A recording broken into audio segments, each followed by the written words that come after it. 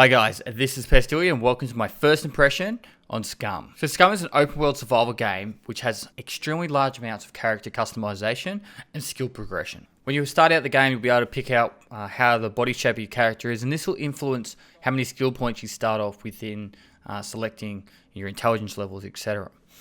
Now, the appearance customization in the game is currently limited to pretty much 4 head types, but there is plenty of clothing you can find throughout the game and items that can make your character look different. And after you finish selecting how you want your character to look, you'll actually go into how you want to disperse your skills based on your body type throughout your character. So they go into differences of cooking, hunting, fighting, so your strength skills, your running skills, or your stealth, throwing, and all the intellect skills. Now, some of them aren't even unlocked yet because it's still in early development, but that's okay because that means there's plenty of new content to come in the future.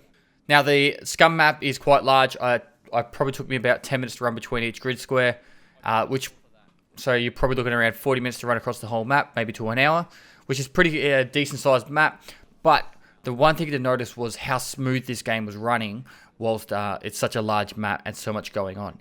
The detail in the foliage from the distance was really cool, and even looking at another player from a large distance away, the quality was just amazing. I was really surprised on how good the FPS was and how smooth the game ran. Now, initially, when you first start this game, you're kind of confused on what you're going to be doing. I found some rocks on the ground. I was like, okay, I need to be able to do something with these rocks. You go into your crafting menu. Once you get into your crafting menu, you can make yourself a stone knife. From the stone knife, you can actually start making some other really cool items, which I'll go into further detail in the future. But as you can see here, there is the crafting menu. There's plenty of stuff available at the moment. As far as I can tell, you can actually make all these items already.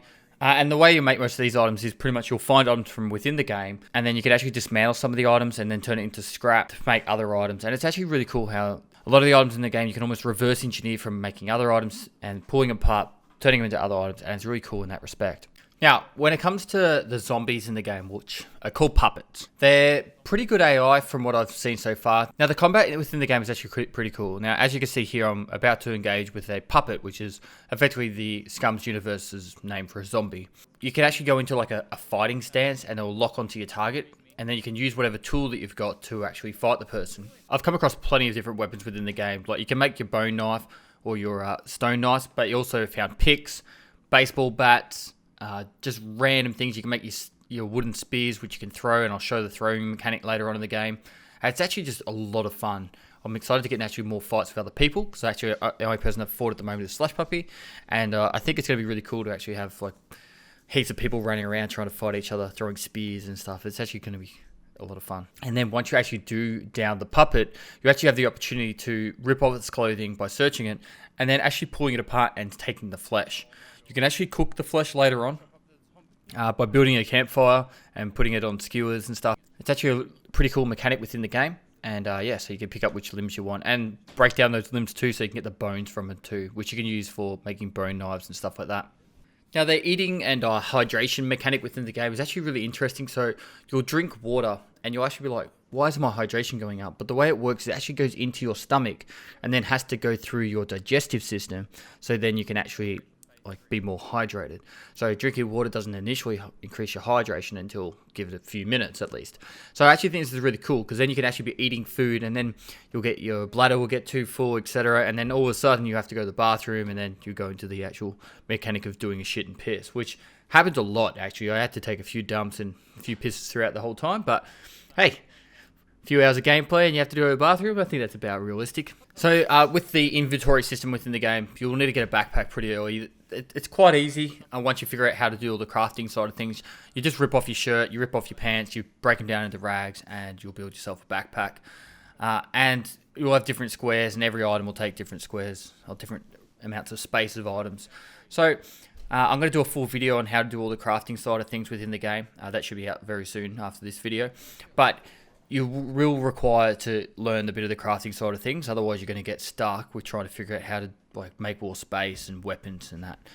The other option is you just purely go out to find and hunt people and puppets in order to get more space, but that's just another option of way to play the game. And then there's so many diverse ways you could play this game that it's actually really cool in that respect. So here you get the opportunity to see the throwing mechanic.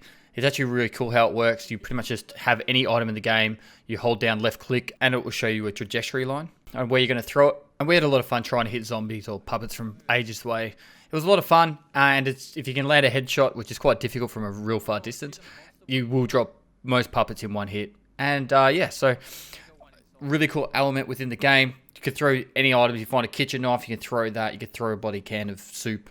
Anything, you can throw it. It's actually really cool. So as you get more comfortable within the game, you'll find areas that have a lot more puppets in them, and you'll be trying to take on like pretty much puppet hordes. There is options to throw your spears at them, and then you'll be trying to get other weapons out so you can fight them off. It's just such a really cool game where it's bringing back the fun from DayZ when it was part of the armor mod, as well as it's just got a lot more. It's got a lot more fluidness to the game, where it just seems a lot smoother in my mind. And the AI isn't just really robotic. It does have moments where it's a bit like wonky, but it's still in development. This is the very start of the release, and from what I can tell, it's got a lot of potential for the AI in this game. So moving on to the sentries, once I get past this zombie here, I move into an area where there's sentries roaming around. They've got like a proximity detection radius. When you get within a certain distance of them, they'll actually start warning you that you're in a restricted area. And then once you get too close to them, they'll actually start engaging, or if you spend too long in that area. I was working with Slush Puppy at this point to try and distract him so Slush Puppy could get out of the building he was in. And the actual sentry engaged on me. So it was actually pretty freaky. I wasn't sure what's going on. Like I was trying to distract him, run away. Finally got to a position where I was like, yes, Slush can get out. And then I got lit up by the sentry. So it's obvious that these are your high loot areas where you're going to get all those military rifles, ammunition. Slush Puppy was able to find a heap of ammunition and med kits, but then obviously I died, and then Slush eventually died later on. So moving on to deaths, this is actually a really interesting thing. When you do die, you get an option of how you want to respawn. So you'll have the option of spawning randomly throughout the whole map using 25 fame points, otherwise the same sector for 50, or you can actually spawn back on your squad mate for 100 fame points. This is really cool. I actually wasn't sure what would happen when you died, because in this game you actually have the option to spawn in the same area, totally different area, or on top of your mate. Now fame points are gained by doing actions within the game, like killing other puppets, players, or doing the actual multiplayer side of team deathmatch and PvP. So moving on to the PvP side of things, all you have to do is press tab, go across to events. You'll actually see the player list there, and you can decide on what type of PvP game you want to go into. You have the option between deathmatch, team deathmatch, or cargo assault. Once you get into a PvP game, you'll get to pick out your loadout. I just went with the M1 or the MP5 later on, and you effectively go into a game and you start your PvP. You have the option of using grenades, flashbangs, and then you'll have 10 minutes to get as many kills as you can in Team Deathmatch or the Deathmatch. Slush and I played around with this a fair bit, trying to shoot different limbs, do different things in that. It's actually a lot of fun. The firing rates and accuracy of the PvP is actually really cool, and we didn't see too many issues with the registry of bullets. Grenades were really cool. Just throwing your smoke grenades and your flashbangs worked quite well. The plumes were pretty cool on the smoke grenades. And lastly, the whole third person not being able to see around corners thing, the actual person would disappear around the corner, which I thought was really interesting. It's a new mechanic I actually haven't seen in the past, and I'm really interested to see if it's going to be like annoying more than fun, because it's almost like they actually just appear, as you can see here. So wrapping up, for my first impressions of the game, it looks like a lot of fun. Do I believe it's worth $20? Hell yeah, I do. The way I usually judge games, if it's value for money, for $20, I want 20 hours of gameplay. I played this for probably 10 hours already, 10 to 15 hours, and I've loved every bit of it. It's been a lot of fun. I do believe it's probably going to be more of a game for people that play with mates, because you're going to be able to work together and just explore and be silly together. And I just think it's going to be a really fun game, cheap. You can jump into a game really quickly. The loading times are practically instant. And then the FPS was really good straight off the bat. Now you do need to understand that it is still in development. There's still going to be issues with it, and there's going to be plenty of time for the game to get better.